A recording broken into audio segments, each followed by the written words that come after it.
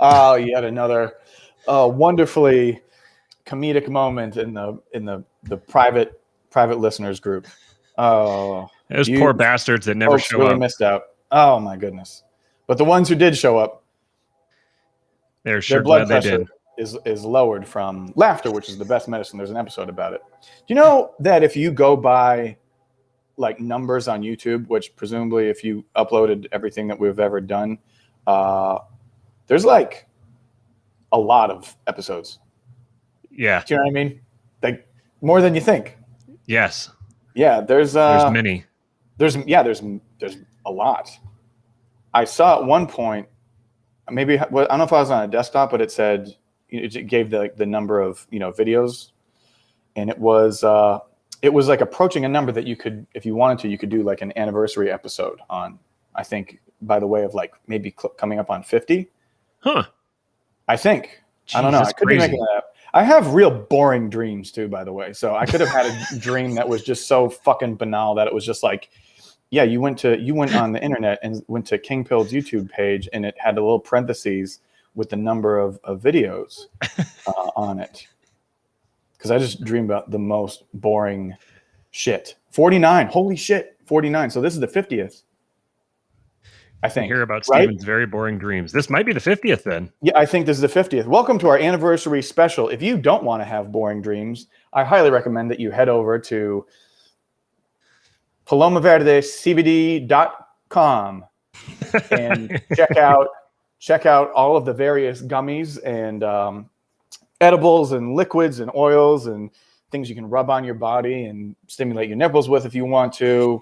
If you want to eat them like candy, you can drink them. I'm sure you consult your doctor first, of course. But rest assured, if you go any of those routes with any of the products, you won't be having boring dreams. Quite to the contrary. You should probably consult your doctor before you do anything with your nipples. You do anything. Yeah, with or without your nipples. I don't want to be held responsible for something that someone did to their nipples without because they listened to our show. I might want to be held responsible, not in a legal sense, but sort of other disciplinary action, if you know what I mean. Hey, Cutie Pie, he knows who I'm talking to in the chat. If you're in the chat, I don't know if you're in the chat right now, but you presumably will be. Man, did we just lose a subscriber? Did you unsubscribe? Dude, there's nothing I enjoy more than losing subscribers. We're at 901 and we went live and we're at 900. That makes me so happy. Someone didn't want to hear about you. That means somebody dreams. I like to think that it means somebody saw a tweet from either you or me and then got a notification on their phone, was like, man, fuck these assholes. Which is what I hope happened. But yeah, down to 900. Oh, I wonder if we can get to refresh it again. Oh, 901. We're back up again. Back up again. Yeah, listen, this started off as a joke, but we're dangerously close now to 1,000 subscribers. Yeah, we're gonna have to set I guess we're gonna have to go 10,000 next. Yeah, to see if to see what happens first. We get kicked off or hit 10,000. That seems a little on the exponential side of things, but hey. Hey, that's how growth works, right? Damn right. That's right. Damn right. All right. Welcome aboard, fine folks of the feds.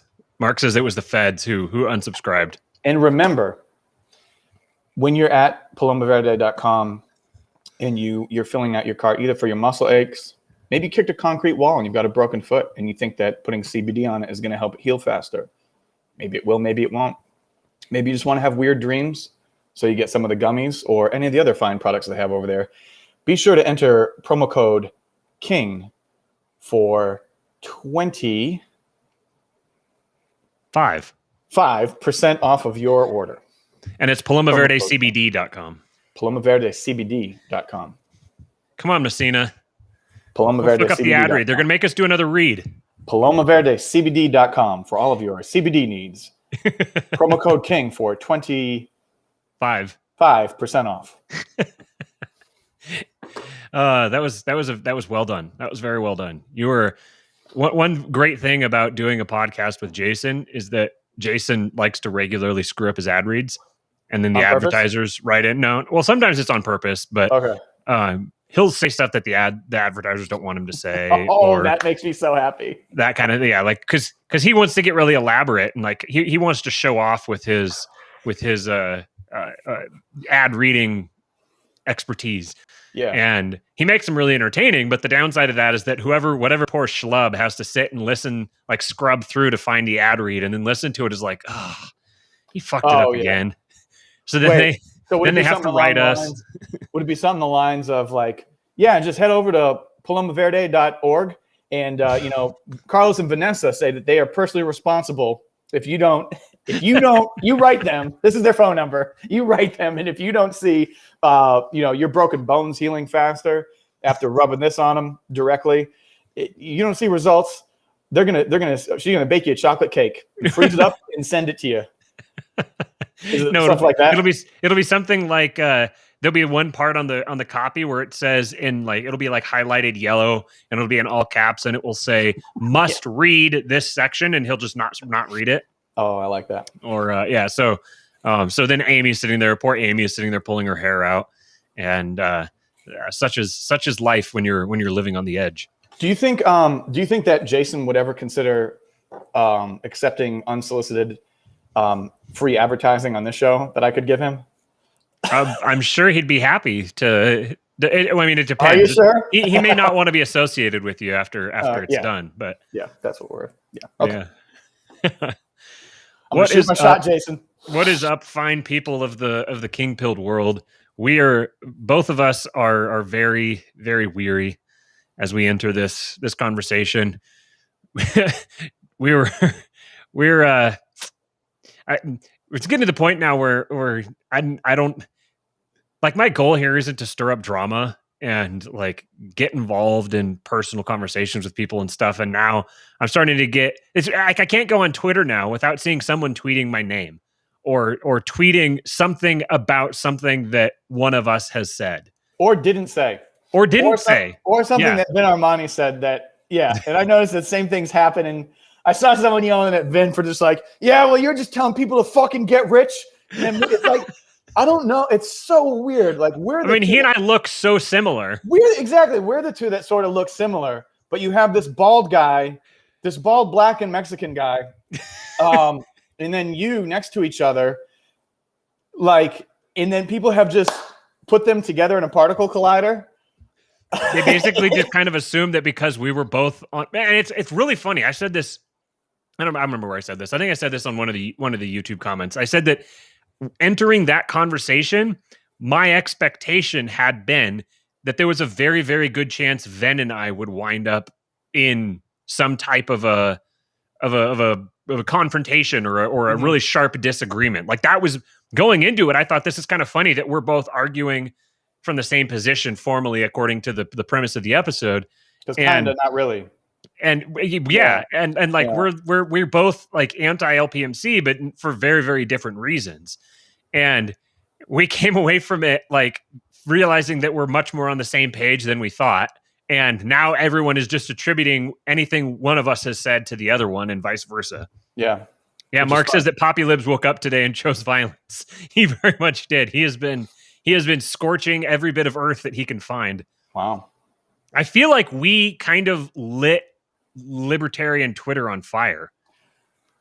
I think, yeah. I mean, I would love to take credit for that, but I'm sure it was mostly you and Vincenzo.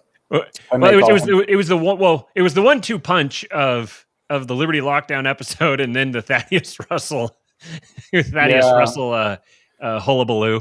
Those two things happening in quick succession kind of knocked everyone a kilter. But like, this is the stuff that everyone is getting all riled up about now is the stuff that we were kind of like ranting about in obscurity. I mean, we're still in obscurity, but in entire complete obscurity as I would like, by the way. Right? Not quite as much. Yeah, that's one thing that, that's Steven's like, no, we're not getting on any of the other podcasting platforms. We're going to restrict this reach as much as possible. I want to be on YouTube. I want to stay on YouTube so bad. Like, I think it would be kind of fun just to stay on YouTube, just to be like, yeah, we're not doing that. We're not doing this other thing where people try to get an audience or anything like that. We're here. The chat is fucking lit. This is where it's live. and then I don't know, like set your phone down and connect it to a Bluetooth if you want to listen. You can still listen to it. You don't have to look at us. Just pay $15 a month to YouTube, Yeah. so that We're playing the long game phone. to be YouTube shills. Right. Yeah. We're gonna get so many people who must get their king pilled fix that we're gonna single-handedly support YouTube, keep YouTube in business because they're suffering. It's like if you think the long route like towards liberty is to like take over like a caucus within the smallest party, and then the party that doesn't have like a lot of influence in a two-party system where it's like a third party, and then whatever the plan is that I'm not sure if it exists or not. If you think that's like a long route, what you should really do is just wait till you see what we've got planned. Yeah, is make money by being a YouTube show by taking every unpopular illegal opinion within a sphere and pissing off people that they already hate within a sphere that's basically already like outlawed on YouTube. We're basically going to get paid in we're going to get paid in the knowledge that we have got so many people to purchase YouTube premium accounts. Yeah, it's like if you think you're putting yourself behind the 8 ball, no. And to that point, by the way, in all kind of seriousness, I think that's all we were doing back in the day. When you're talking about how like these topics, what's happening now is all stuff that we had been babbling about for months or whatever. It's like we thought that there was going to be a space for this, or that there needed to be a space for this, and that needed to be like in the conversation. And so, I think some of the conversation is now, hey, this stuff is dumb. It shouldn't be in the conversation, but that's going to happen, but not entirely. Not entirely. I think I don't know. I'm glad people are talking, and if you want to say like things are dumb or whatever we're talking about is dumb, like that's fair. But like man, you were on critical race theory how long ago? You like drew out, I made you a fanboy video. Maybe I'll post it in the private listeners or whatever. Yeah, don't you remember that like little rant that you did about back on Stapleton's? Yeah. That's right. I forgot about that. Yeah, I made a couple fanboy videos for Matthew. And it was because he was talking about all the stuff that people are just kind of starting to talk about now, like forever ago. That was last summer, I think. Yeah, and like I thought it was like particularly important. And then and then one thing led to another, and and here we are. We were having sort of like somewhat disjointed, all over the place conversations about all this stuff that is kind of just starting to permeate into like you can't say popular. I almost said popular libertarian discourse. I almost used that term today when I was quote tweeting something that Really? Mr. Populibs said, and I didn't because I didn't want him to think that I was taking a shot at him. So I was like, if I say popular libertarian, he might think that I'm trying to reference him. Although I should know that he knows that I know that popular liberty is tongue in cheek. He just showed up in the chat here. He's been out like taking a flamethrower to ANCAP Twitter. I haven't seen any of it. All I know is that Poppy, I'm gonna change my Twitter handle to popular libertarian right now. Also, another thing that happened. Yeah, there is some sort of predictive value to like whatever we have going on, I would say. Not that we can like see the future, because I know that's a no-no. But like I did kind of toy with the idea of like, because I have so much extra free time now, kind of where I could be channeling it to better things, but I was going to channel it to making a second Twitter account, and it was going to be called Larpertarians. Yes, Amy, by the way, in my head I do say that is right there with you. Good comment. But yeah, it was going to be Larpertarians, and it was just going to be highlighting all the LARPing that was going on. And then I think a day later, Vin Armani just went on a rampage calling everyone Larpertarians, like out of the blue. And it was amazing. And then you've been talking to him for too long. You guys are starting to share a brain. It's weird. But like, yeah, if I get that filter, if I could get like the filter where it makes you like look like you've got a bald head, and just if I could kind of do like this thing, just like squint up a little bit, and just like we could get there. We could get there. I'm gonna try that for the next one. What you need is you need to get your hair like that. You need to get one of those get like a really awful like bald cap. Yeah, like the type of cap that you wear like in a movie to try to make it look like you're bald. Get one that's really, really bad, so it's all lumpy and everything. That'd be pretty funny. I'm gonna do that. There's a 1,000% chance that I'm doing that next time, and I'm gonna put like a background here of like the ocean. Like I'm gonna draw. Like, have it be like really poorly drawn. Yeah. That's for sure gonna happen because I have naturally the kind of the squint thing that he does also. So I wouldn't even need to sort of like really like think about it too much. But yeah, and then you could get like a bullet like blender like mixer and like hold it right here in front of you and like microphone. This is slowly becoming a comedy podcast, which is good. At least someone commented on one of the last ones and said that he said shut up for Matt and stayed for Steven because Steven's funny. Pretty funny. I can be funny sometimes. I have my moments. There was what was it? Oh yeah. So he started calling out people for Larping, which was pretty awesome. And then today, but explain it more, like Larping and what in what sense? Guns. Yeah, guns. Second Amendment. Standing up to the regime, and then no, we're right there. If you make it. If you were right there, don't write it on fucking Twitter. Right. Right. And also, I'm not saying that there aren't people who aren't like right there, but they're not typing about it. They're just not. Yeah. Right. Yeah. Exactly. And ultimately, like I would say this even to the people who are right there, unless they have really elaborately game theoried this out far more than I could have imagined. Yeah. And they've got some sort of secret ace in the hole that I don't know about. Yeah. They better stay right there and not move beyond that, because like being right there and moving beyond that point has functionally the exact same effect, all the same downside and no upside as talking about being right there. Sure. If you catch my drift. Sure. You're not going to accomplish any of what you think you're going to.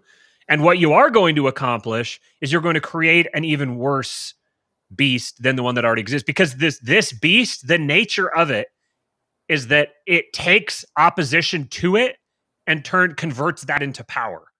So the more vehement opposition you give it, the more power it's able to take. It's just it's like it's alchemy, really. Like this is like an alchemical process that starts with fractional reserve banking, where they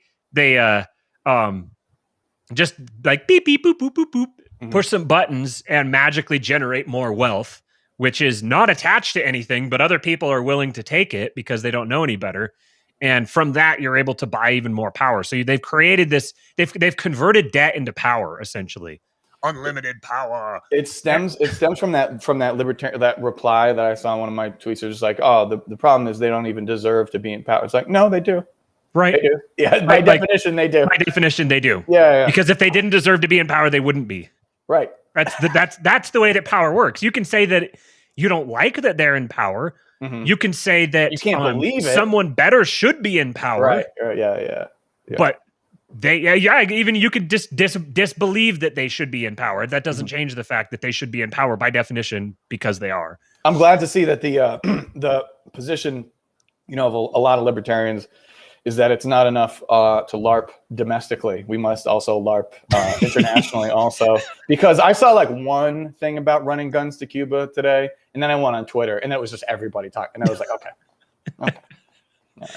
It's one of those things where it's like everybody's talking about it so much that now it almost might even be easier to do, because people have done it, have talked about it so much that now it's like, nobody's even going to try that because everyone's talking about it. So like you start getting this ping ponging effect where like you saturate something so much and you can almost start getting the opposite effect, because there's this like everything and nothing are the same thing kind of dynamic. Anyways, it's a wild world. It is. Yeah. I guess 20 minutes into the stream, we should tell everybody that is here to like the stream and share the show, and then please subscribe as well. We are at let's see where we're at now. It says we were at 900 when we started. We dropped down. We were at 901. We dropped down to 900. We're back up to 901, and we're still at 901. That's right. So unless every single one of you in here is already subscribed to our channel, then go subscribe. Let us get to 1,000 awesome. before we get kicked off. We'll try to still get kicked off, but like let's make it fun. Right. We're coming up on two milestones here. We have I'm at on Twitter. Let's see, where am I at here? I've going on Freeman Beyond the Wall and Liberty Lockdown in the space of a week is a really good way. And then like saying something that gets all of Libertarian Twitter freaking out. That's a really good way to level up very quickly. So I'm up to, hey, my birth year, 1,988 followers. So if you're not following me on Twitter, go follow me on Twitter as well, and follow Steven at Please Messina unfollow Inc. me if you're follow me on at Real King Pilled. I'm trying to get down. Holy shit, I'm catching some of your fall off. I'm at fucking 400 people. This is not good. You're probably getting Populibs too. He's taken off as well. No, dear. I'm sure he really does not like it when we call him Populibs, but that's kind of the nature of being around a bunch of guys that you're going to get called whatever you don't want to get called. Poppy Libs. I might have coined that, I think, right? I think you did. Yeah. Okay. Yeah. Yep. Interesting. Jose said that his podcast with me is his most viewed. That's cool. It's been really I don't know, encouraging the way that people have been responding to the stuff we've been talking about, because in both senses, like when people freak out and they self-select themselves out of the pool here, it's like, okay, I know who not to listen to. Like I know whose insight is worth consuming and whose isn't. So I really, really enjoy the really wound up overreactions because do you? Wow. It's fun. And this is another thing. This is like some inside baseball. This is our show. But you know how you had to kind of like get a beat on like how to take Trump, some people, it's like, oh, okay, you have to kind of do the same thing with Matthew. Just a little bit. I mean, not in such a Trumpy way, but Matthew has his own way. If you're new to Matthew, you might not know how to sort of decipher what's happening.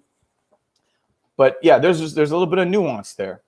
And I think, I can understand that if you listen to one podcast with Matthew, you might think one thing, but then it's gonna take a couple more times of listening to Matthew before you say, well, if you're capable of things like nuance and social cues and things of that nature. If you're incapable of those things, well, you'll get filtered out. There's better options. We need Kanon to make it all make sense. Kanon. Who's volunteering to be Kanon? That's very funny. Yeah, that's really great. Good. If you guys haven't listened to the episode that I did, the interview I did with Jose Galison, then go check that out. I think that's one of my favorite conversations I've had on this subject. I feel like a lot of times when I'm having this conversation, I'm not coming to these I don't have answers. That's the whole reason that I wanted to start talking about this kind of stuff, because I don't have the answers. Right. I've just identified a bunch of problems. And so my goal is to start a conversation it's kind of like, I'm like, hey, look, here's there's some problems coming and I want to start a conversation so we can figure out how to solve the problem. So I was meandering to that point in the beginning when I talked about when we kind of started talking it was just, we kind of saw that some things were missing and we didn't see anyone else talking about them exactly per se. And here we are. And here we are. So so it's like, if you think I don't know, if people are kind of looking at this, and again, I don't want to talk to those people too much, but if you're just like, oh, you guys are just talking about other people's stuff. Yes, we are. That's the point. Now what? Right. And look at, for example, we had Poppy Libs in the chat, and we I think you saw his name. The first time you saw his name, he was like, look at this asshole. Popular liberty. The whole point is it's not popular. And he's in the chat like, bro, it's a joke. Chill. Listen to this political philosophy that I kind of been working on for the past 2 decades. and now we've kind of incorporated that into it. So it's just we're here to figure things out. along with everybody else. The point that we have is that maybe just like that there are some things that need to be figured out. Right. Things are the opposite of figured out, actually. Right. Yeah. Right. That's the big sentiment that we want to push back against is the idea that we've got all the right ideas. Everything has been solved. Like in the arena of ideas, we can't be defeated. Okay, well that's fine, but we don't live in the arena of ideas. We live in the arena of the real world. And in the real world, acting like a libertarian within the political sphere is equivalent to political pacifism. And so if you value your principles, if you value your ideals, if you want them to have a positive impact on the world, then you have to look at their actual impact. And you have to evaluate the problem reasonably and open-mindedly. And there's a distinct, like every single thing. What's up, Pete? Pete Quinones in the chat. Peter. I got a 7-day ban on Facebook because Pete was just killing it. Pete was just making me so excited with some of his comments. I forget which one finally got to me, but I just commented. I said, send nudes. And I got a 7-day ban.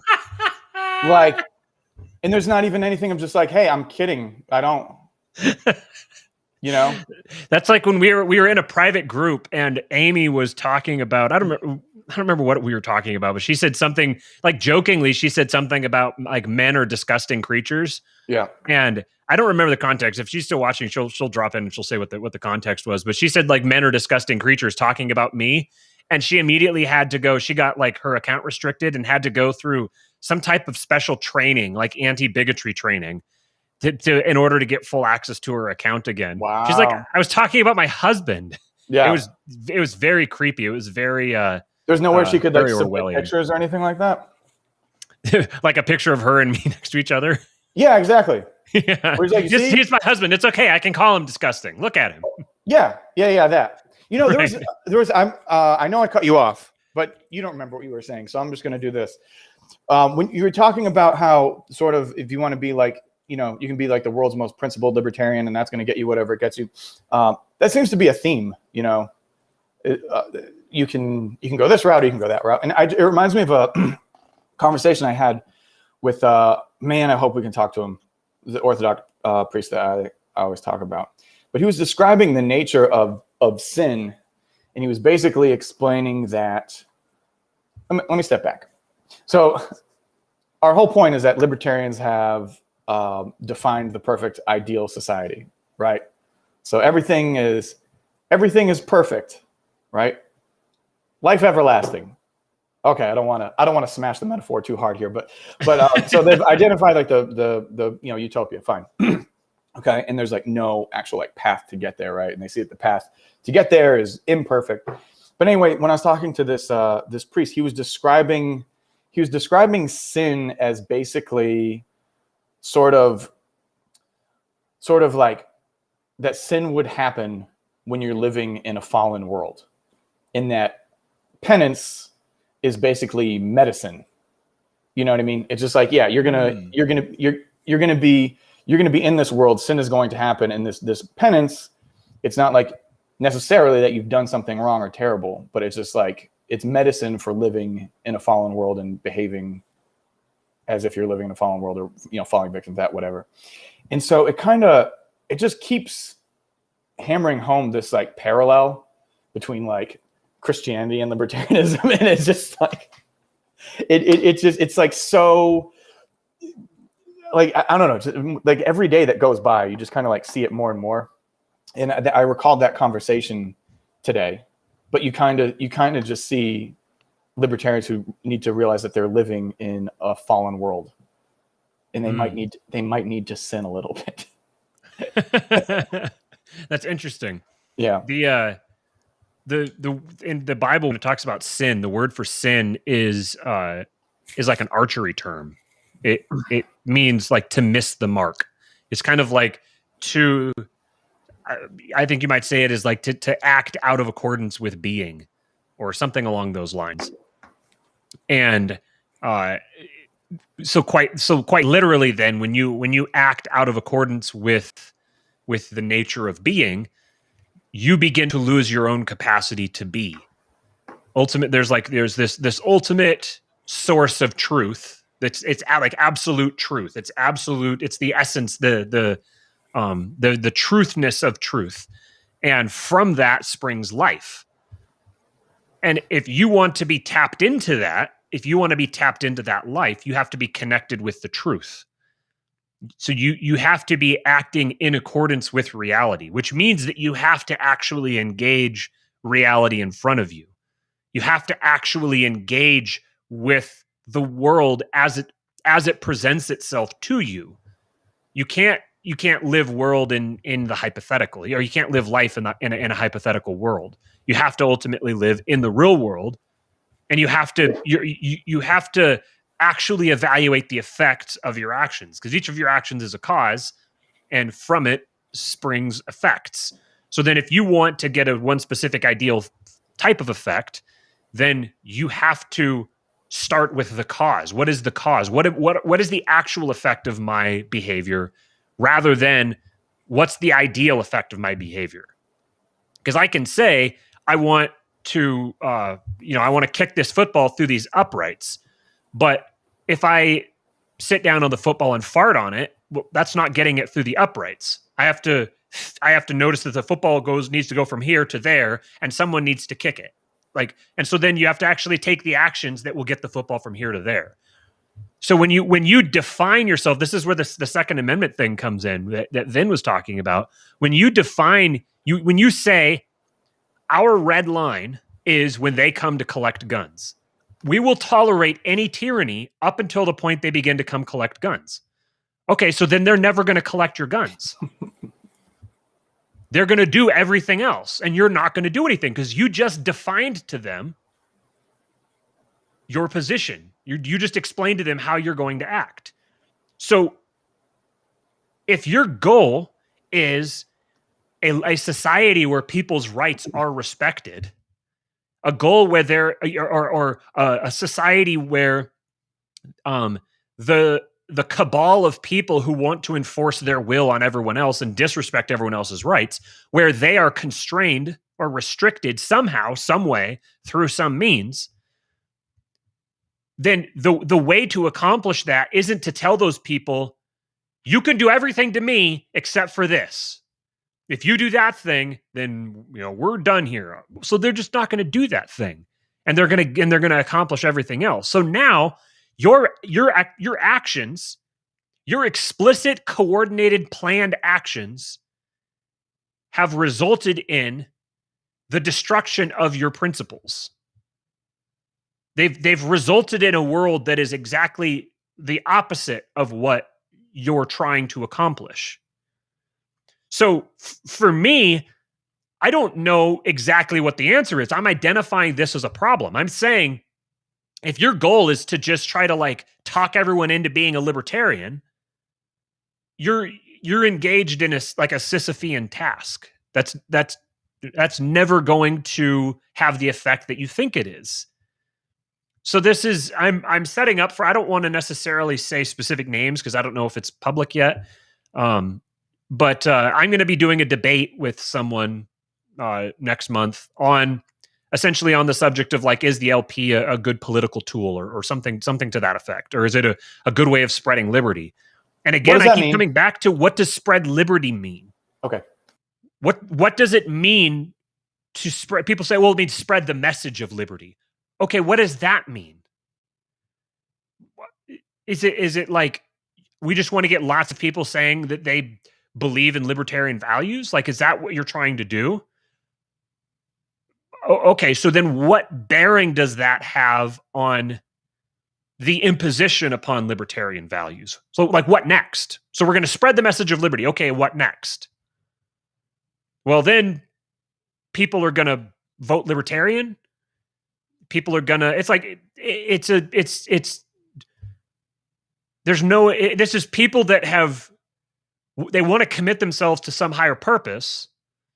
So they're latching on to something that seems good, that they can tweet and talk about and identify each other with. It's it's a virtue signal in the technical sense. I have this virtue where I think the state is bad. So I'm going to connect with other people who say they think the state is bad. Okay, great. Then now we both think the state is bad. So together we're going to think the state is bad together. Okay, well, fine. But there seems to be this implication that in doing all of this, it's somehow going to result in the lessening of the state.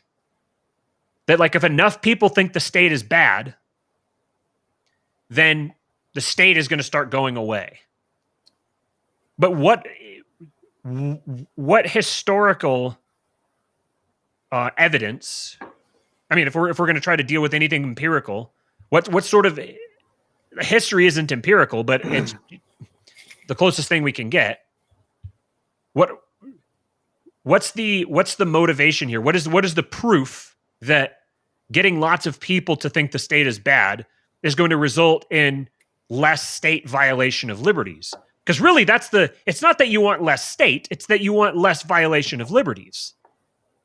But what you've demonstrated is that you're completely blind to anybody else violating liberties. That stuff is like an afterthought.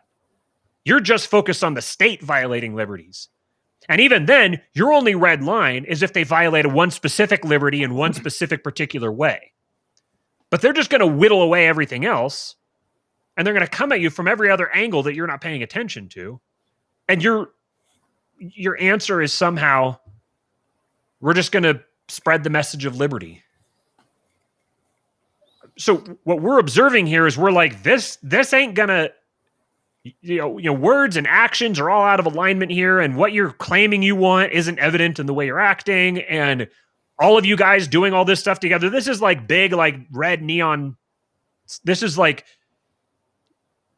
we're standing back and watching ANCAPs in particular, like shuffling along through like a narrowing gate that's funneling down to a slaughter barn. And we're like, maybe we shouldn't go that way. Maybe going toward the slaughtering machines is a bad idea. Poppy posted a pretty interesting question, which was, why did like Dave Smith seem to attract all of the post-libertarian heretics? And first of all, I'm not convinced I love that terminology just yet. I'm not. And I'm like, we know about the other one I don't like, but I'm not sure if I'm all up on post-libertarian just yet. But I'm not ever going to be. Yeah. It's almost like, I don't know.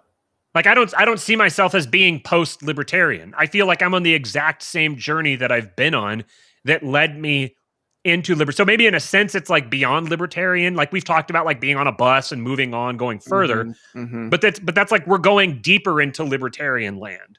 We're going beyond just visualizing it and start talking about like, okay, so how do we actually make this come about? So it's like I feel like I value the libertarian ideal more than the people who are yelling at me for not respecting it. Because I'm like, I want to make this actually happen. I don't just want to like sit here and daydream about it. It reminds me of like a music genre that like sucked during a specific period of time or something like that. It's just like, no, we're still in the genre, but like maybe it has a hyphen. I don't know. But I think what like that Dave was always very, oddly enough, very practical in what he was talking about. So he didn't just talk about the state. He raised a question. He made fun of like the idea of just like, oh, it's a private company, bro. Like that whole like way back. He talked about the importance of culture, right? I think he even kind of acknowledged when he was talking to other post-libertarian people. I think he acknowledged that it seemed that libertarianism was something that people tended to move past a lot of times. And I think he may have even talked about how there was there was sort of a missing link when it came to like power. I would have to dig. I oddly remember that. I think, or I don't know if he just inspired me to think that or what it was, but he was always very practical by comparison. And I think that the people that he attracted probably felt that he just didn't go far enough with sort of the next step. I would have to guess. I think there's probably inner circle people in here. Does that sound close enough? The way I've said it is that I feel like he stopped reading. Like he got to the point where he went through his research phase. He went through his, read Rothbard, read Mises, read Hoppe, read through each of the, kind of like all the greats, and then kind of fell into the same thing that a lot of people do, where they're like, okay, there's this sense of like when you get to ANCAP, it's like I got all the way to the bottom because now there's no more state. But like the realization, I think, is that the problem of liberty isn't inherently tied up with the state. The problem of liberty is anybody violating liberty. The problem of the lack of liberty is that there are people who exist who will always work to create gross violations of liberty, and they'll use whatever institutions are at their disposal to do that. And when you focus on just the state, when you make the state the end-all be-all of liberty, you paint yourself into a silly corner, because abolishing the state doesn't abolish violations of liberty. And just like I can't remember who it was, someone who was on Pete Quinones said, it was Monica Perez. She said that like tearing down apparatuses of the state doesn't give you anarcho-capitalism. It gives you global government. This is the nature of the government. So if you think that the violations to your liberty are a product of the state, you're not looking deep enough. The state is the tool that's being used, but it's being used by people. And those people have a specific science. Like there's a science to the people who put themselves in the position to use the state, whatever form that state has. And you have to address those people. So to me, it seems like with Dave, he stopped at the state. And he was like, I've reasoned all the way to the bottom of the state, and I got to the bottom. Like I got to I've got all the answers now. Now it's just a matter of no longer having to change myself inside. I've finished changing inside. Now it's time to change the outside world to match the inside. And the problem with that is that type of person, that general type of ANCAP, they're drifting back to the LP now, because they realize, like implicitly, subconsciously, they realize we need to control institutions. We need to have power and influence. We need to have large, powerful institutions to try to influence the rest of the culture. Because saying things like we need to abolish the state, or we need to get the state out of public education, those things don't do anything. They're slogans. And they just serve as fuel, which is an interesting observation that a lot of libertarians were able to see on Twitter, because I made a very innocuous tweet, by the way, about Cuba. And I said, I'm glad to see that no one is projecting their own politics on what's happening, because basically, of course, that's what everyone is doing. That, they want vaccines, or blah, blah, blah, COVID, or blah, blah, blah, blah, blah. This is like what we think 1776 was in Cuba. And just like the truth of it is just like, it's its own country with its own history. It's complex. And you really can't, there's a lot of things going on. You got starving people, and you kind of, it's hard for anyone to just say, this is what's happening in Cuba. This is how these people are feeling. It just, and that's from like me, like talking with people from Cuba, just kind of asking, because it's like, hey, what's going on? What's going on? And then like, even those people will just be like, a little bit of this, a little bit of that. And, but like not one of them was just like, oh, this is exactly what's going on. This is what those people are after. This is what they want. And, like if I was just going to sort of like speculate, right? If when you're dealing with starving people and you come along and you can like give them food and make them not be starving, like I'm not going to say that those people, they can be tearing apart a picture of Fidel, like, okay, but like if you give them food, you could be like double bad Fidel, and they would love you. They would like give you their support. It's the whole nature of like humanity. So my thing is just pump the brakes, a little bit before you start attribute, that was all. But man, there were people arguing back and forth about how the idea of like, just hashtagging, free Cuba on social media really doesn't do anything. and it's just, empty words or whatever. And it's interesting when you remove yourself from your own situation. I would imagine, if I had to guess, that a lot of the people who take that position when they're looking at a situation in a different country wouldn't have that same clarity when they look at their own position, and probably, I would imagine, think that saying things like, "Oh, we need to, abolish the state or whatever," has some utility magically here, when it doesn't. Probably has less. That was just an observation from my very innocuous tweet, which people seem to be arguing over pretty rapidly. And as far as post-libertarianism goes, I completely agree with Matthew. It's time to get out. It's not all about the state. It's time to get out the calipers and start measuring some skulls. Am I right, Matthew? I think that's what you were saying. Well, listen, fans, exactly I've got to take off. But remember, go to palomaverdecbd.com. Use promo code KING for 25% off of your order. And Matthew will be here to pick up the Slack talking, I believe, probably hour-long discussion about skull sizes. Thank you, Matthew, for bringing that to everyone's attention. And listen, we need to really start playing chicken with that 1,000 subscribers. So, Matthew's, I appreciate this skilled segue.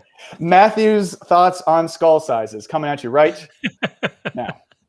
Should just say like physiognomy and like get some other buzzwords in here as well.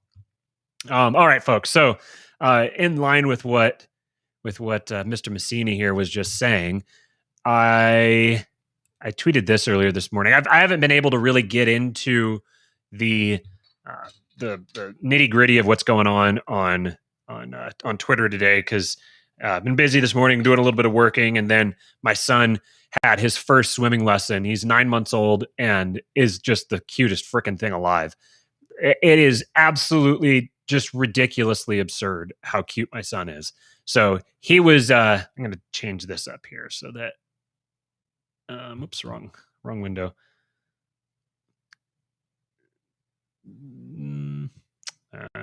Maybe this doesn't work as well as I thought it would. We'll try this. There we go. Okay.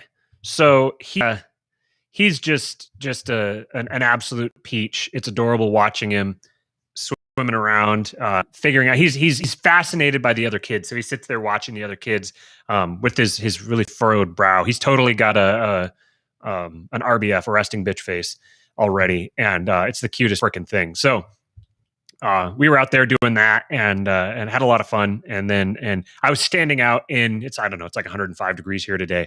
And I was standing out there in the sun, and I didn't realize the pool was going to be outdoors. So I was wearing I don't know what this is, like a linen wool. I don't know what the thing is, kind of a little bit of a thicker t-shirt and some kind of sports sweatpants. And I'm standing out there in the sun, and it's humid and kind of cloudy and 105 degrees. And I started getting a little lightheaded, a little woozy, got in the car, got some water, and got back here. And so drink your water, kids. Don't go out and stand out in the sun for a long time without it. Okay, so I see some conversation you guys are having in here about books, and I like this. These are some good books being discussed. I don't know this one here. Let me pull it up where I can see it better. Has anyone here read Burlamaqui's The Principles of Natural and Political Law? I'm going to put that one on my list because that seems like the type of thing I would enjoy reading. Burlamaqui, Principles of Natural and Political Law. Okay, that's a good one. Thank you and if you guys have any good books that you think that I would enjoy related to the kind of stuff we talk about on here, then don't hesitate to send them to me. You can tweet at me or DM me on Twitter. You can see on the screen here at RealKingPilled. It's my handle. So I was watching Poppy Libs going ham on everyone on the timeline today, and I was enjoying it immensely. What little bit I was able to look in there, and the consistent response that he was getting is this: you're just like all of your enemies. You're just trying to use the state against them. And as if implicitly what that means is that Poppy Libs thinks that using the state is wrong. And that's not his position. He doesn't think that. That's why he has no problem with using the state against people, because he's identifying the fact that the state is just an institution. It's just an institution that exists, like a corporation or like a nonprofit or like any other thing. It's just an institution that has people that take it over and use it toward their own end, who try to use the state to harm the rest of us toward their own benefit. And by adopting this principled position that says using the state is wrong, you back yourself into a corner where you've essentially committed yourself to political pacifism, which is fine. I don't think that it's wrong to be a political pacifist. But number one, a lot of the people who are arguing about this with him, one of the guys is actually running for political office. So clearly using the state isn't wrong. Clearly has no problem running for it. And if you think that running for office is different from actually being in there, like morally or ethically different, it's not. There is the distant, it's a continuum from actually occupying office all the way out to commenting on the people who occupy office. You're all participating in the political system. You're all participating in the political process. And there's going to be a political institution. So when you say using political institutions is fundamentally immoral or wrong, you're also saying the only people who use political institutions or who occupy them should be people who don't share my values. People who don't, the only people who occupy it should be immoral, wrong people. I guess you would be saying that by definition, that because it's immoral and wrong, the people who occupy the state and use the state are immoral and wrong. And there's no, it's a self-defeating principle. And really, I don't see the basis for it, because you're operating in a system where these are the agreed upon rules. Everyone is participating in this system because it's all that exists. And the distance from someone who's like, you would say, oh, well, I have to drive on the road. I don't have another alternative. I don't have a different option. Why not? I have to take over this political position to ensure that people who hate me and want to destroy me don't occupy that position. So this thing I tweeted, I said, we can't use the state against our enemies. It must be dismantled and abolished. Okay, so who's going to be dismantling and abolishing? What does that look like? What tools might you use? Are you going to use the state to dismantle the state? Are you going to use a different institution to dismantle the state? If you did, the state that just dismantled it is now the state. You just created a new state. So when you say that the state must be dismantled and abolished, you're advocating for a state. You're advocating for a state where the existing order has been dismantled and abolished and replaced with a new order. That new order will be a state. So what do you do with those who don't want the state dismantled and abolished and they want to use it on you?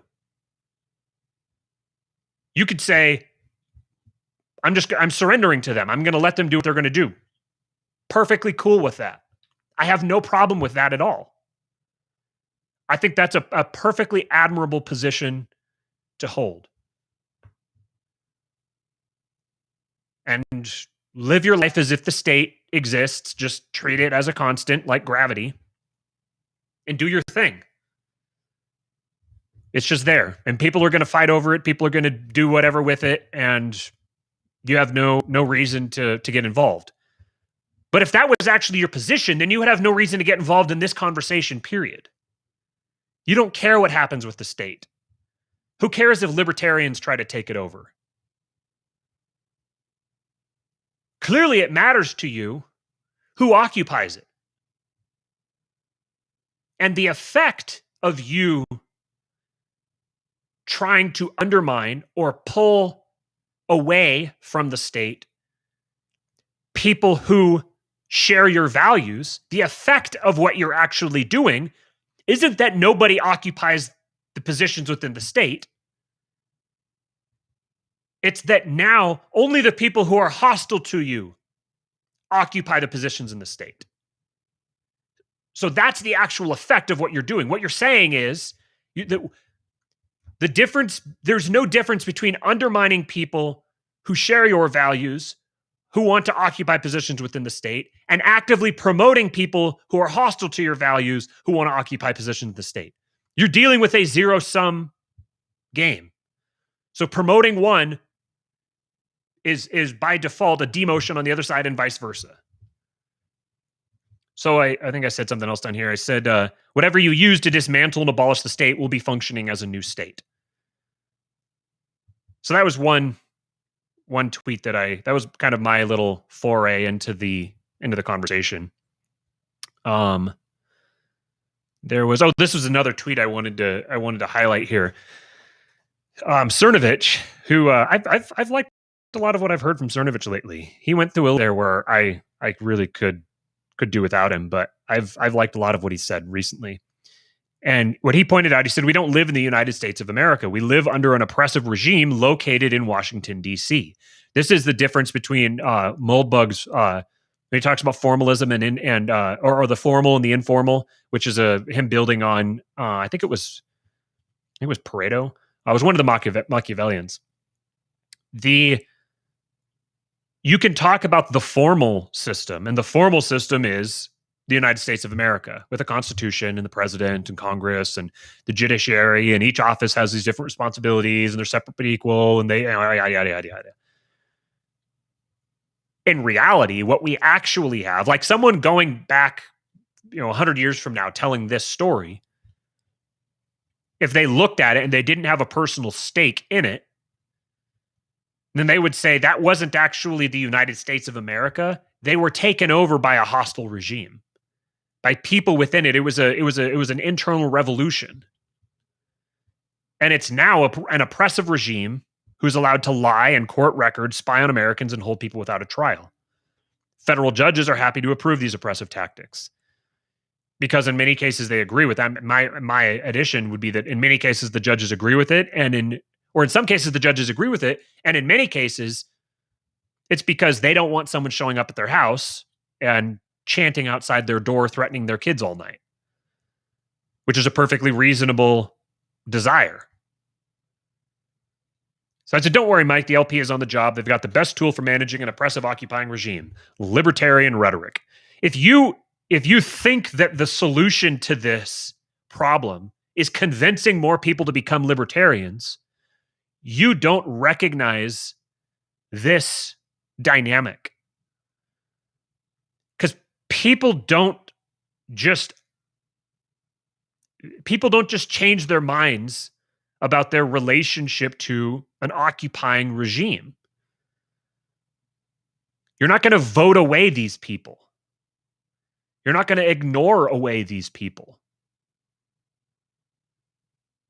If you're going to ignore them away, the only way to do it is to make yourself completely untouchable by them.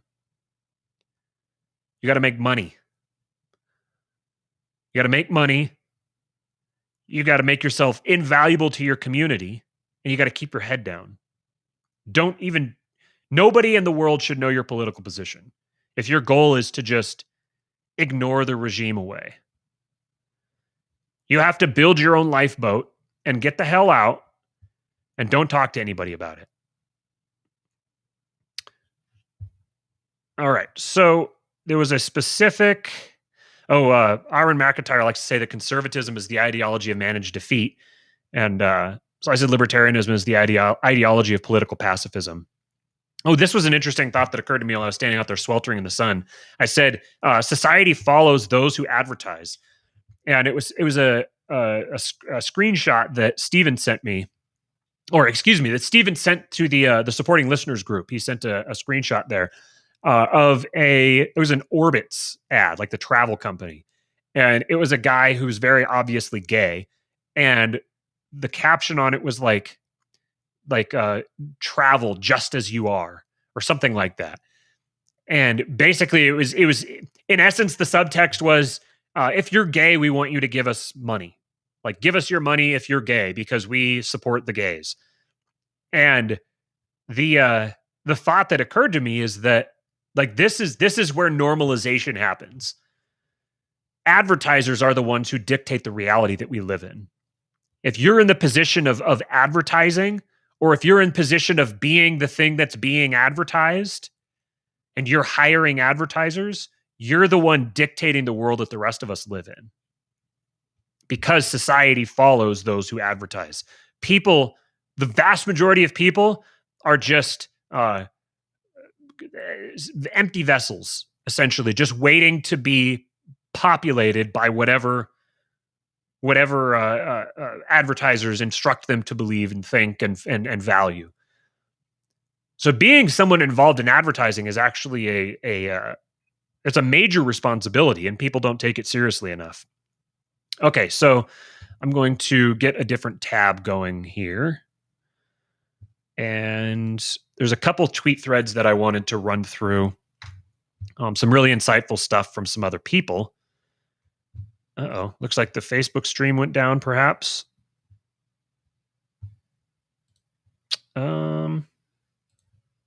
I think it's still up.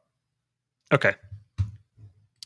So let's see, which one do I want to do first? I think that I'm going to wrap up with that one. So we're going to start with this one here.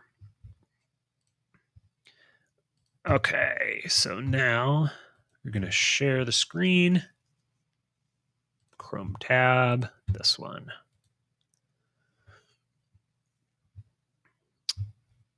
All right.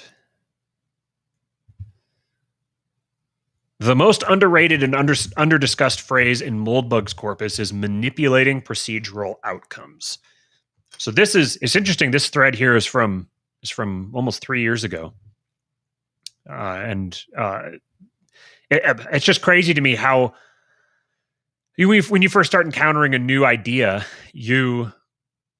it's like that idea is brand new to your life, and it's in the world didn't have that idea as far as you were concerned until you encountered it.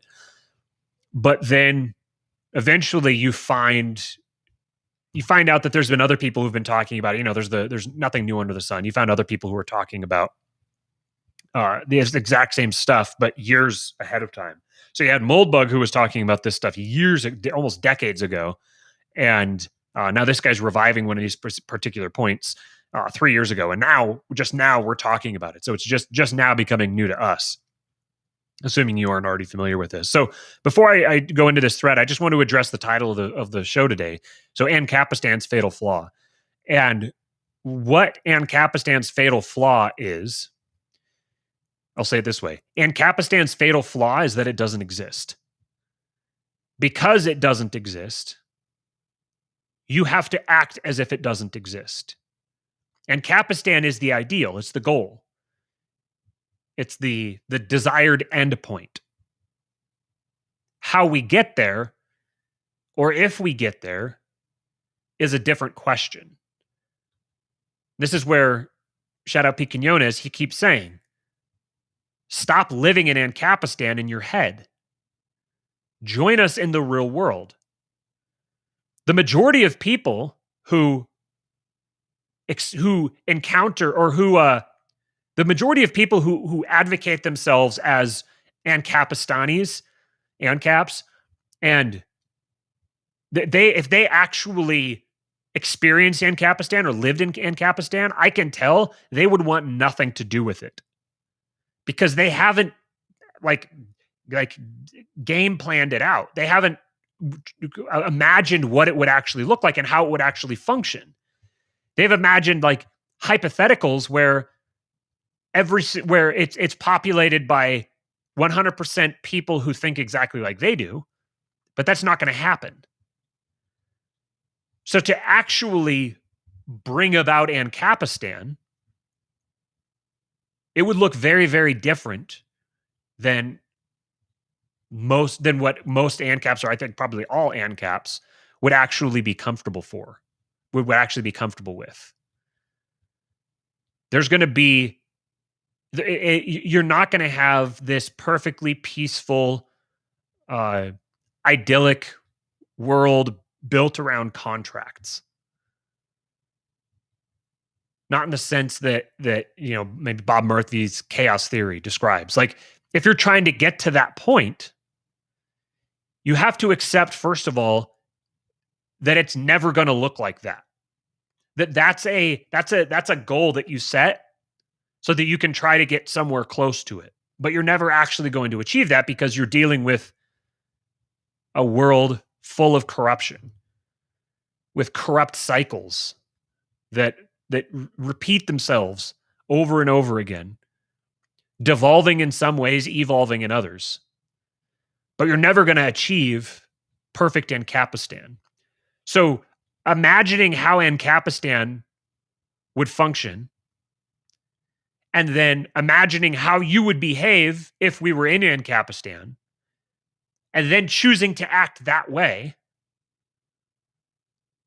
does not bring about Ancapistan. And in fact, once you understand the nature of power, once you understand the nature of human organization and human nature, mimetic desire,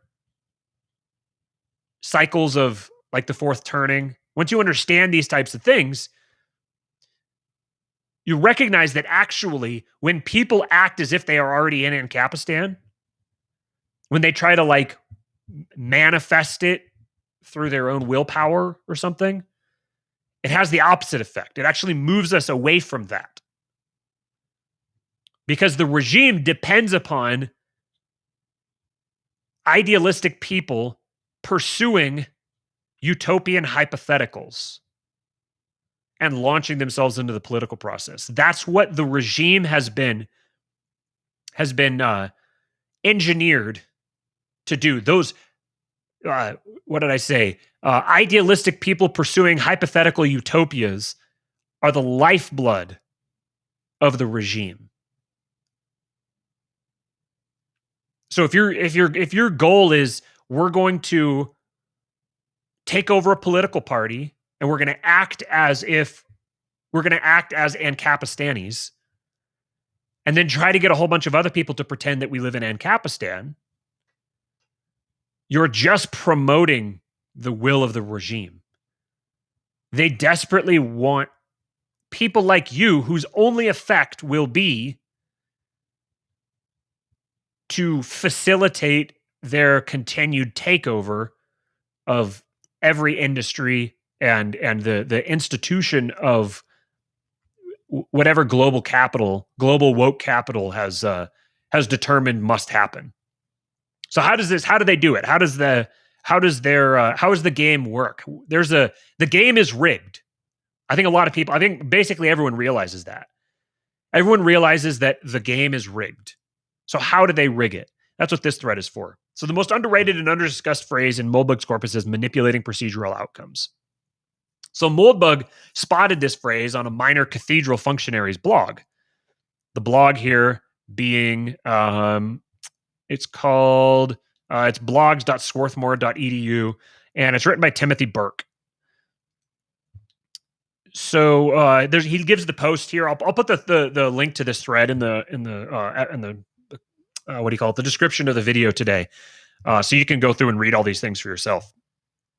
But so this post here, he links from Unqualified Reservations, The Ugly Truth About Government. That's where Moldbug uses manipulating procedural outcomes a whole bunch.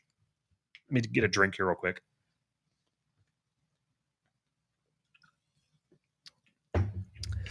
Okay. So Moldbug's comment on finding this gem, quoting Moldbug, my entire post, maybe even my entire blog, reduced to 3 words. If you want to know how you are governed, this is it. You are governed by manipulating procedural outcomes. It's perfect. It belongs on someone's tomb.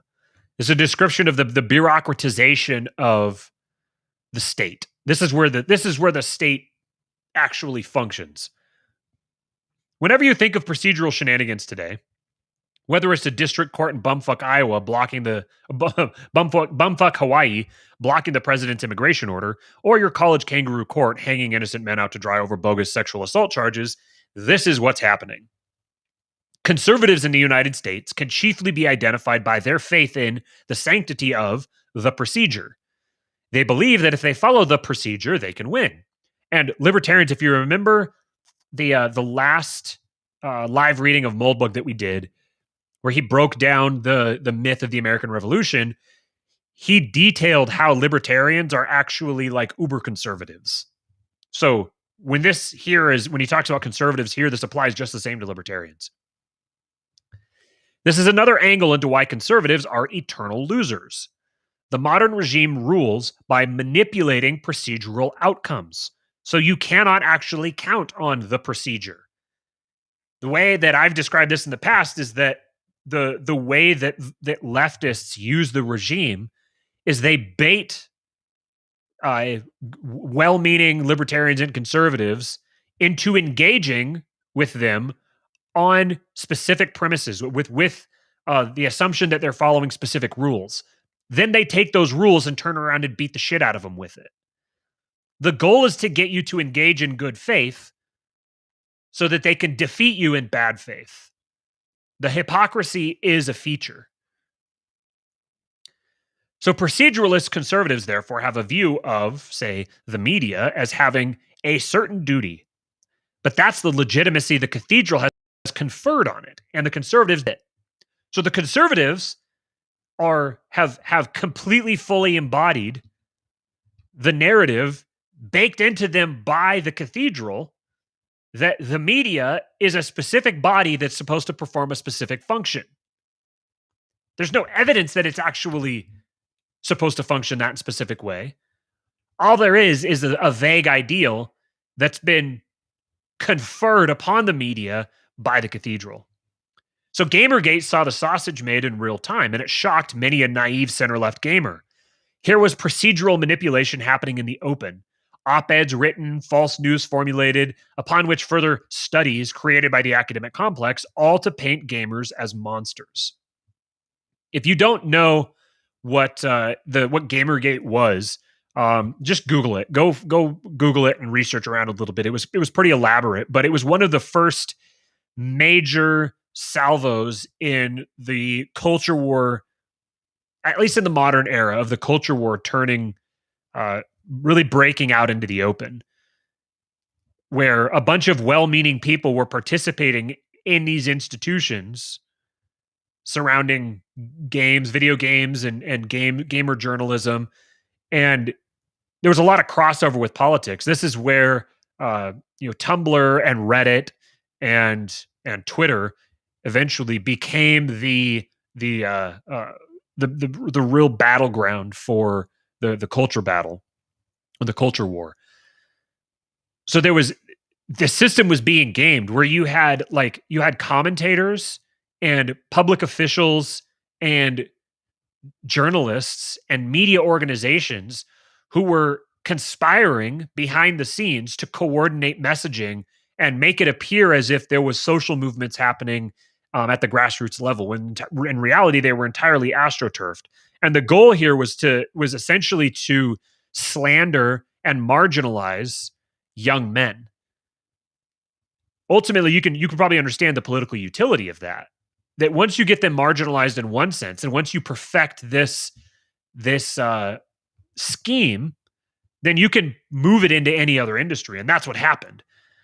Basically, the whole modern evolution of the fake news machine really sharpened its teeth throughout the Gamergate situation, and then they used that model to great success later on. So he says, so how does manipulating procedural outcomes actually work? Strap in. First, you must actually establish a procedure, or you could take over existing workable procedures once you get to power. So perhaps like the Constitution. The Constitution is a procedure. The role of bureaucratic government is a procedure. This happens at this dynamic is fractal. It happens at the local level. It happens at the all the way up at the highest levels of the federal level.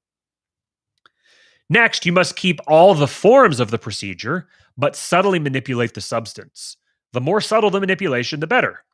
For example, let's say that sexual harassment is a thing to be prevented. Most will agree. And so certain crude or bad actions in the workplace are outlawed. Now you can take this existing bunch of statutes and infer that a woman may feel uncomfortable in a hostile work environment because some dork made a lame joke near the water cooler. Hardly any statute is airtight, and if you write the laws as well, then it's easy to be really vague and you've given away the farm. Now what you have is a political commissar level control over the workplace enabled because you wanted to prevent sexual harassment. This is really where in the New Deal era under FDR with his brain trust, what they really did is they turned legislation into an art. Lobbyists worked with academics, facilitated through NGOs and major corporations to get legislation written that was vague enough that the enforcement bureaus from the executive branch were really the ones ultimately in charge of determining or dictating how the enforcement was to happen, how the actual application of the legislation was going to be enforced. And then eventually, once you've created that loop of corruption, then it's just a pretty short step to get judges. It's going to take longer because judges in a lot of cases have lifetime appointments. So it's going to take you a longer period of time to fully take over the judiciary system.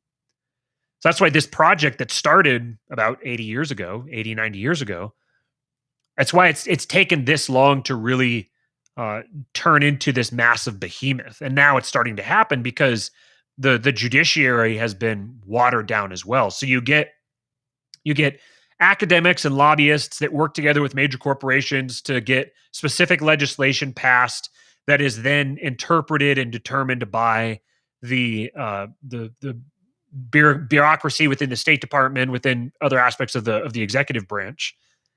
And then if anybody actually manages to get something through the legal system to actually challenge this stuff, when it isn't just, dismissed because the wordings are too vague, then you get actual corrupt judges who are bought into the system, who will go so far as not just to dismiss the stuff, but to rubber stamp it and to permanently institutionalize it within the system. So this is all really a product. It's not entirely a product, but it was accelerated under FDR's brain trust. That's where it really became completely institutionalized, and you got this deep state. The deep state is all of these bureaucratic institutions that cross over and blend and mix and match with lobbyists and academics, major corporations, NGOs, nonprofits, and now into the judiciary. The judiciary is participating in rubber stamping these sorts of precedents to where this sort of thing now, vague legislation or vague statutes, become weapons for political commissars who want to begin purging institutions, purging various apparatuses through things like Me Too and other major social. Then you get the media and journalists and even just major influencers, blue check influencers, and big tech companies who run cover for the whole thing. So even if you get to the point where maybe you might get all the way through the legal system and maybe a judge, you get a judge with some stones that might smack something down, then it's just going to become practically put into effect by major tech platforms or other organizations that will now function independently of the political process altogether. So they've turned the political process into, they've completely conquered it and taken it over and turned basically every political activist movement into a foregone conclusion. And the trajectory that I see here is eventually they're just going to stop using the political system altogether. There's no point. You don't have to. You've moved the entire political conversation where everything political all happens on social media. And now every social media organization is all beginning to move in lockstep to ensure that there will only be one type of conversation that's had. There will only be one amount of acceptable opinion that's allowed to influence the process.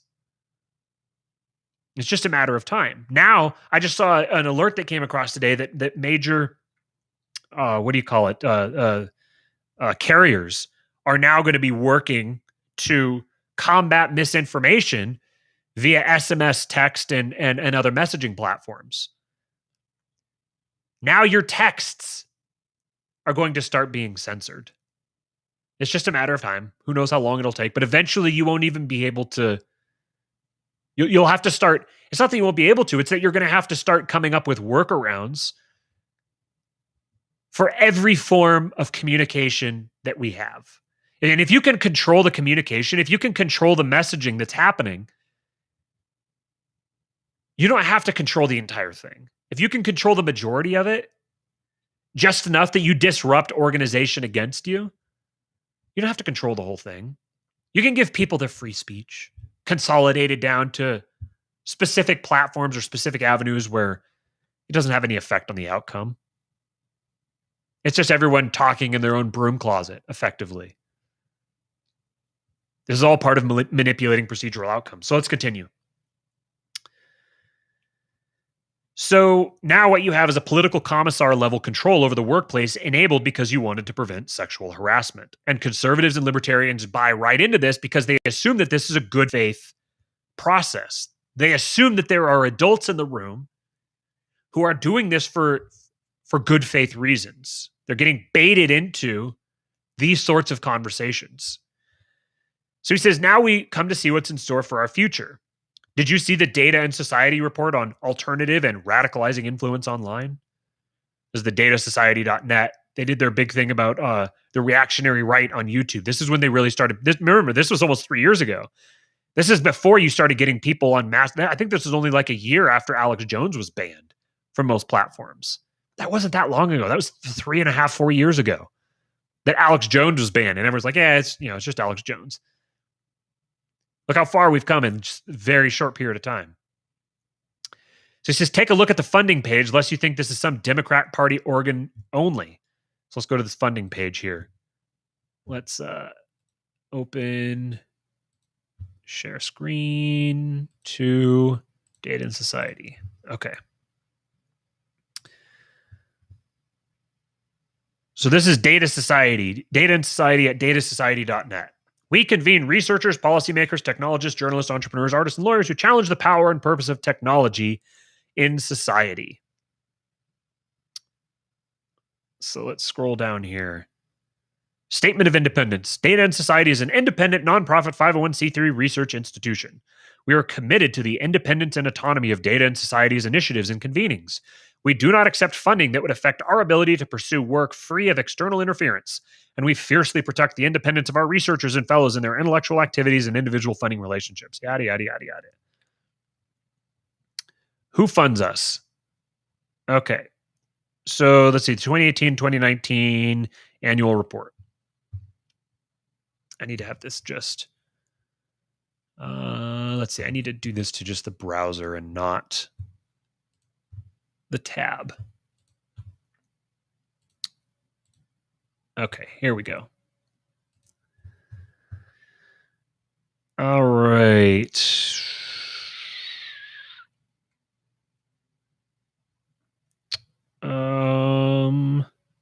Supporters, here we go.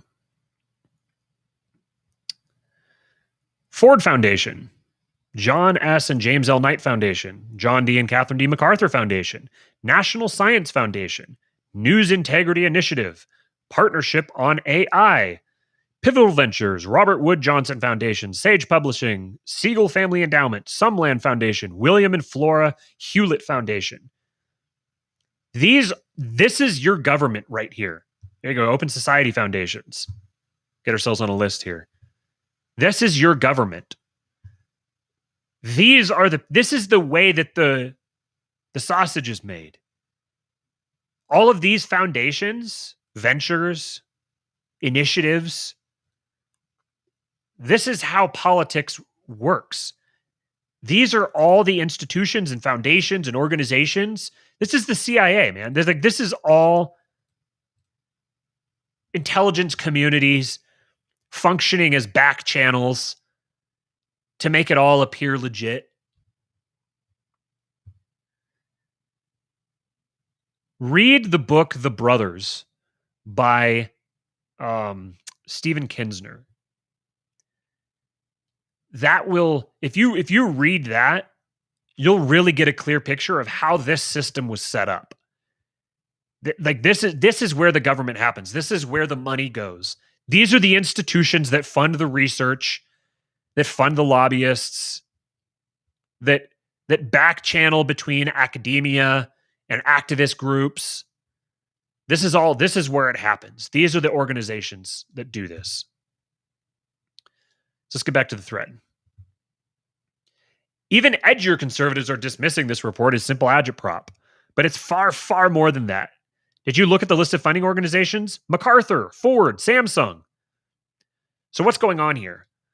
Remember, manipulating procedural outcomes. Okay, so what you're seeing here is part of the procedure for establishing why certain actions need to be taken, such as deplatforming, defunding, and eventually FOSTA-SESTA Patriot-like legislation. How so? Because, well, in our scientific society, you first need data and evidence. So along comes an organization unheard of until recently, lavishly funded by all the elite foundations to generously provide you with why certain people online are dangerous. As you may have noticed, a whole batch of media articles and coverage of the report was then unleashed next to confer legitimacy and focus the attention of the sovereign upon this new menace. While we speak, there are probably low-level functionaries writing draft legislation on combating online extremism. How's that for a forecast? October 3, 2018. Combating online extremism. Again, you get to see the sausage made in real time, but only a few of you, those of you extremely online, try explaining to normies how this works. So now you have an idea of how manipulating procedural outcomes actually works today. The problem is that this manipulation itself is now transparent to us punks, 4chaners, Gamergate, Pepe enthusiasts, etc. So the procedure is being manipulated to stop us from noticing and throwing wrenches in the manipulation of other procedures. It's going meta. This also gives us another window into why conservatives are eternal losers. If you want to preserve the procedure, you have to fight like hell when you see it being manipulated. You cannot restore a procedure using the procedure, or at least the normal everyday stipulations. To restore the procedure as it was intended to function requires offensive action, possibly outside the scope of the procedure, or at least on the fringes of it. This is what lumpen right-wingers mean when they say conservatives don't fight. However, I'm far more cynical than this. In my view, and possibly Moldbug's, the procedure was always meant to be manipulated in this way. If any procedure is unhackable, it is to be removed by the cathedral as unworkable. And that's my position. I agree with him entirely on that position, that the purpose of the procedure is that it will be hacked. The purpose of it is to be hacked. And when you participate in the system in the sense where you're going to play by the rules and you're going to get your message out, you're going to use the system as a political, as a messaging platform. You're advancing into the territory of the enemy, and you're like, well, our message is so good that they're just not going to know what's coming for them. We're going to have a revolution. People are going to buy it, man. They're going to get wrapped up in it. They're going to love it. People want liberty. We're going to give them that hot liberty fire. It ain't. That procedure is going to get manipulated. Your message isn't that powerful. The libertarian message cannot be the tip of your spear. Thinking that you're going to get democratic support, that you're going to buy, like, if you're going to go use this as a messaging platform, okay, great. What's your message? Your message is the state is evil. Don't participate in it. What are you supposed to do? What are people supposed to do? The state is evil. Don't participate in it. Okay, what next? I haven't heard an answer to this. What are people supposed to do? They're supposed to opt out of the system? That's your prescription for people? to just go opt out and let the system be taken over by all their enemies and used against them, and just surrender it to these insane mobs from whatever perspective. Just let the system be completely taken over by insane mobs and just check out. And, like, that message is fine. But taking that into the regime itself and just presenting it out there it's not going to have the effect that you think. If you want to change this system, you have to understand how the system works, and you have to understand why it persists. And it persists because people don't want to be talked out of it. People don't want to let it go. People want to control it. There's no energy behind letting the system go. Trying to inject it in there is just going to get your energy co-opted. This is when we start talking about engineering solutions. You have to think about this stuff intelligibly and recognize that the system doesn't give a shit about what the people think of it. Getting people to stop supporting the system isn't going to change the way that it functions. It's going to continue doing its thing, and eventually it's going to collapse.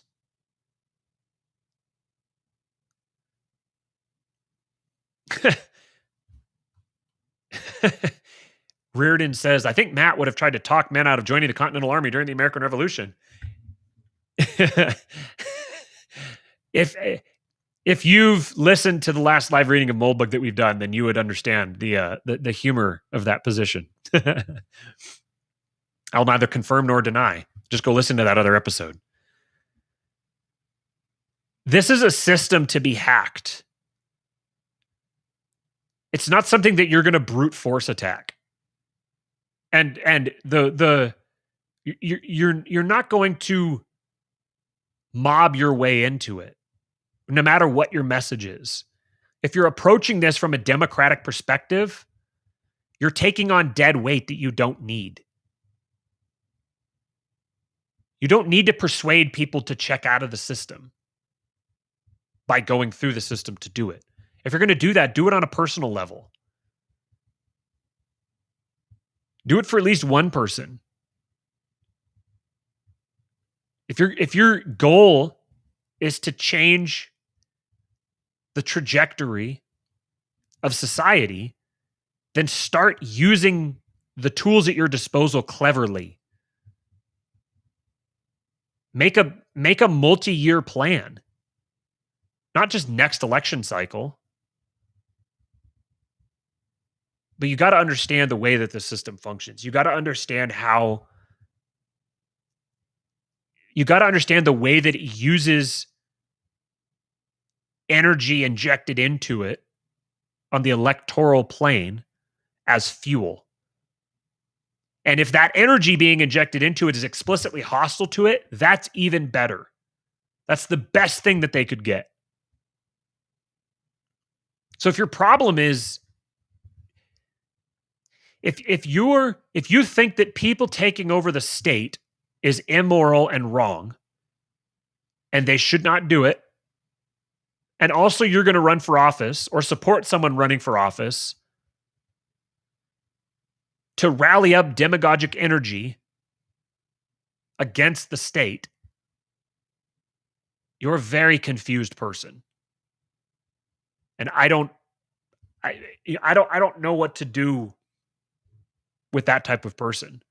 I'm not here to answer all these questions. I'm not here to say that I know the solution. I don't know the solution. I just know that launching a full frontal assault with pool noodles on the gate of the institution, the gate of the castle, the gate of the city, is not the way to go about it. So, okay. Last thing here. This is another just fantastic tweet that I saw this week.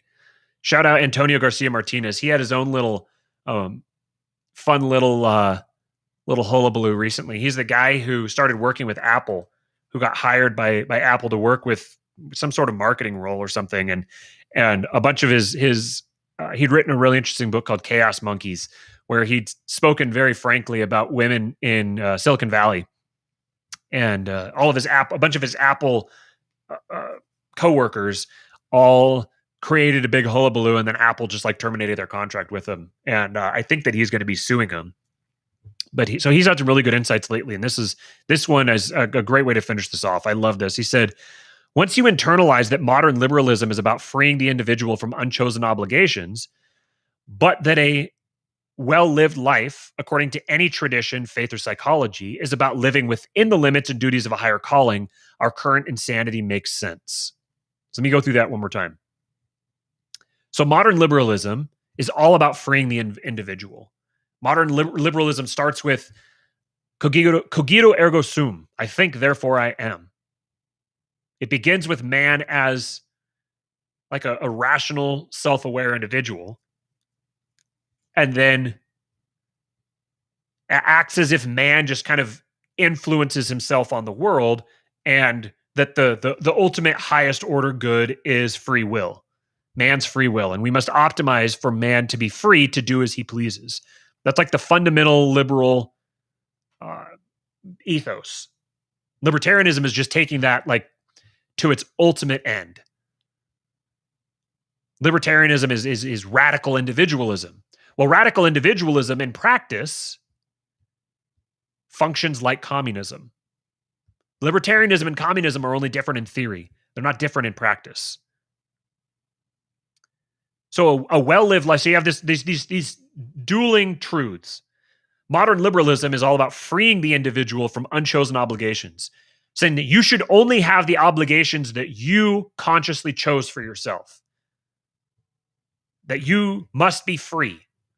That's when freedom and liberty are talked about. That's how it's framed, is that anybody enforcing their will upon you is fundamentally immoral and wrong.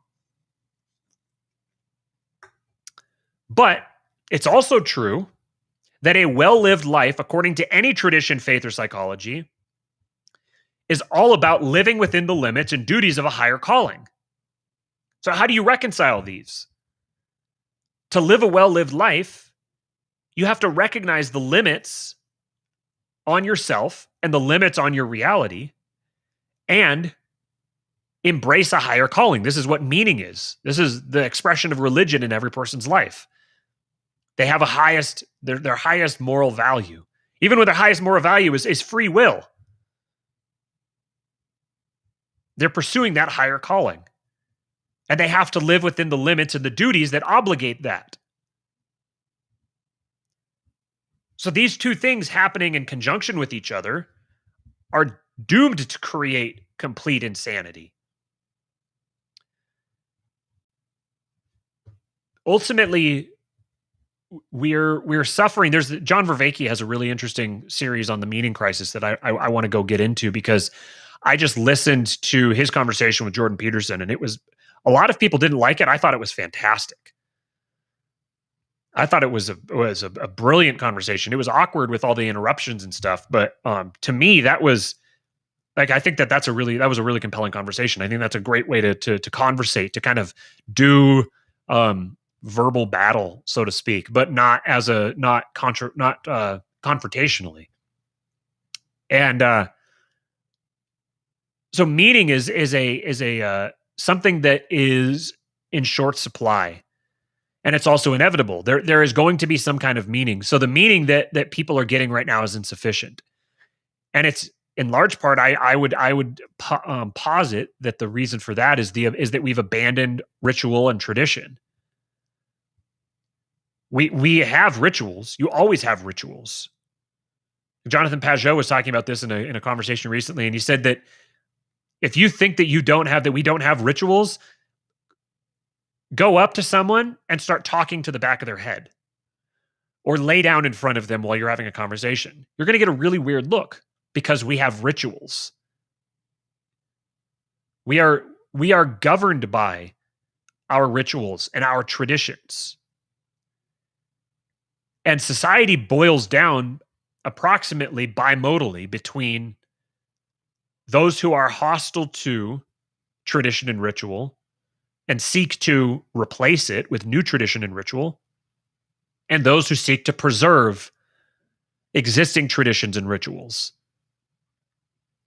So when you're born into a society of traditions and rituals. That's what maturing is, learning the traditions and the rituals around your society. Because each tradition and ritual contains within it some form of knowledge. That's how you transfer knowledge to other people. That's how you transfer it down through generations. So as you participate in these rituals, you embody the knowledge that's being passed down through them. That's maturing. That's what it is to grow up. And leftism is this energy, is the anti-ritual or anti-tradition energy. And libertarians are in a lot in practice, they become like ultimate leftists, where they're like, you should in essence, you should be free to choose your own traditions, choose your own rituals. And that ignores, to a large degree, I don't want to be I'm kind of thinking this through out loud, but I don't want to be dogmatic, but that ignores the fact that you are born into rituals and traditions that are inescapable to you, that you are bound by for your entire life. The only way that you discharge them is by fulfilling them. Your family, your obligations to your parents, your obligations to your grandparents, your obligations to your children, your obligations to those who are weaker than you, your obligations to those whom you have the capacity to help. You are bound by those obligations. If you don't fulfill them, you are living out of alignment with reality. You are missing the mark. You are, to use the religious language, you're living a life of sin. When you're fulfilling your obligations, when you're fulfilling the duties that you're born into, when you're participating in the necessary rituals, then you begin the rituals purify your own life. And then that works outwardly from you. A deranged society is a society that has abandoned all of its necessary rituals, that has abandoned its traditions. And it's just waffling. Traditions are like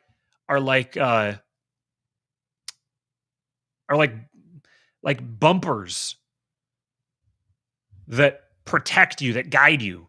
I was gonna say like bumpers on like a bowling alley, but I don't necessarily want to give that connotation. It's more like they're the guardrails on the road, sort of, or they identify the path,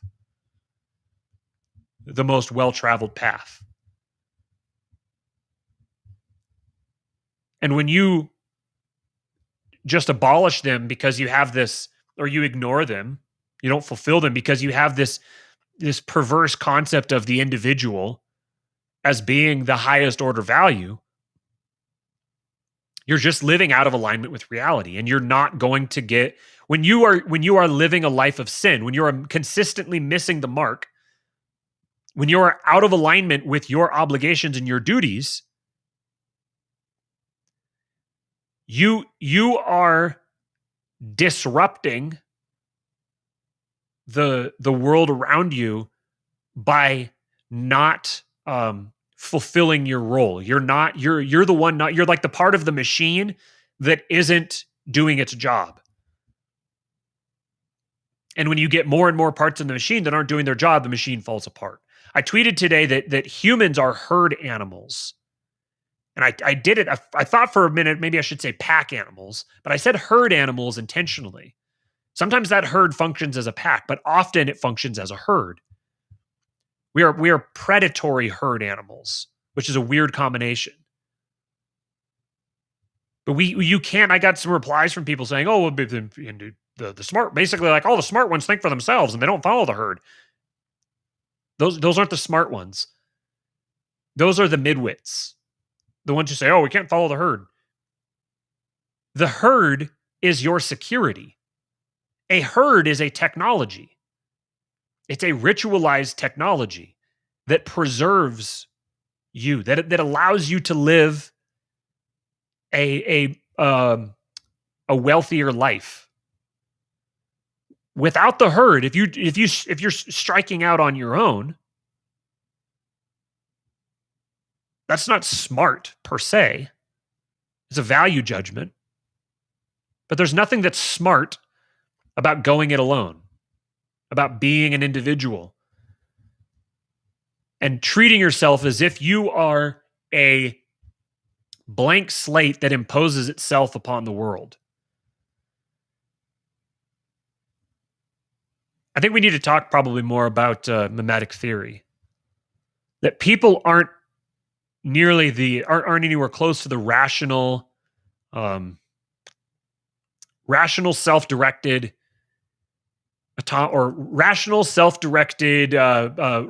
beings that they think that they are.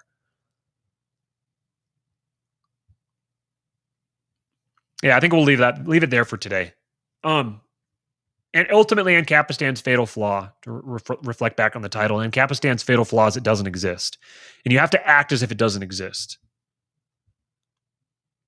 You have to think about the actual consequences of your actions. That every effect has a cause, and every cause has an effect. When you're acting, you're creating effects. And those effects aren't going to be what you want them to be. They're going to be the natural consequences of your actions. And those things are predictable. You don't have to, like, there's been jokes about like, oh, you can predict the future, ha, ha, ha, ha. Which is like, yeah, there's social cycles. There's cycles that happen within human societies. And when you study history, you can broadly predict the cycles. You can understand how human beings are programmed. And you can recognize en masse, when they act, you can recognize the incentives that they're going to follow and how they're going to act and what the effects of those actions are going to be. Like this isn't like wizardry or anything. This is just kind of basic, like, social analysis or something. So yeah, there are social cycles, and human beings are mimetic beasts. Mimetic herd animals. And once you understand and appreciate that, then until you understand and appreciate that, all of your efforts towards spreading liberty are at best a waste of time and at worst counterproductive. So that's the show for today. Thank you guys for listening. Appreciate you guys, all of you, even our lovely friends here who come to comment things like the Bible is not a history book. There's no evidence that Moses ever lived. We appreciate you guys. You make us feel better by contrast. Feel better about ourselves. Follow me on Twitter at RealKingPilled. Follow Steven at Messina Inc. Go to PalomaVerdeCBD.com. Use promo code KING. Thank you to Carlos and Vanessa for supporting us, and thank you guys for supporting them. We'll be back again on Thursday. Oh, I've got a great conversation I'm having tonight with Tommy Salmons and his friend Coop. We're going to be talking about masculinity and the effects of pornography and a number of other really interesting topics. So I'll be doing that tonight. I'll let you guys know when it drops. Go listen to the Jose Galison interview. And we'll catch you guys on the flip side.